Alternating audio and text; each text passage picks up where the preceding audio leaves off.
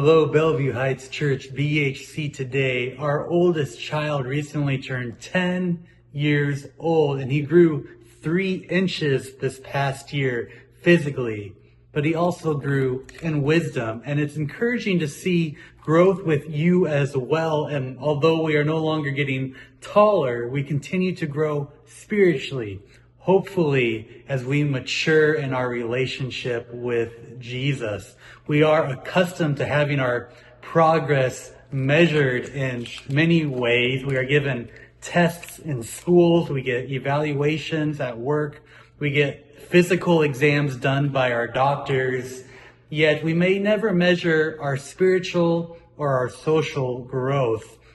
As Jesus grew from an infant to a child, to a youth, to an adult, he increased in stature with God and men. The better people knew Jesus, the more that they trusted him. They admired his wisdom and his compassion. Likewise, as Jesus grew in his relationship with his heavenly Father, he continued to please him. The Apostle Paul said that when he was a new Christian, he behaved like a spiritual child. But as he matured in his faith, he began to act like a spiritual adult.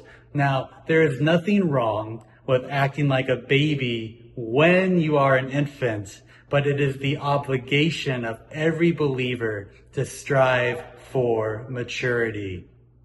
When you are a new believer, you may not always know how to relate to others spiritually in a mature way. You may battle with envy or anger or unforgiveness, but the longer that you walk with Christ, the more you should relate to others as he did. As you are conformed to the image of Christ, your Heavenly Father will become increasingly satisfied with your obedience to him, as the Father was with his Son, as God was to Jesus, as I am with our 10-year-old. And we continue to grow each day in that authentic relationship together. Have a great day, my friends. God bless.